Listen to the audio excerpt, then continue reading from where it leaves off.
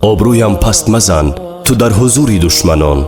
طعنه یک حرف بد پیش کسان داستان شود. گر درخت عمر من با عیب تو زخم گیرد، منزل خشک و خزان در چشم او بستان شود. من ندارم طاقت حرفی که لایق نیست مرا، آدمی دورویه و دوستی که صادق نیست مرا. هرچی عیب باطن است چون آینه رویم زنی، نه مثال دشمنان در پشت بر مویم زنی. تو چی دانی که نمک شیرین تر از قندت کند، گر ندانی قدر او باطل تر از سنگت کند. آنگه باطل گردی از خدا دور می شوی، لاجرم نزد همه شرمنده و کور می شوی. ای دلا پند شنو دوست پاره قرآن بود، در قیامت نیمه جان گوشه ایمان بود.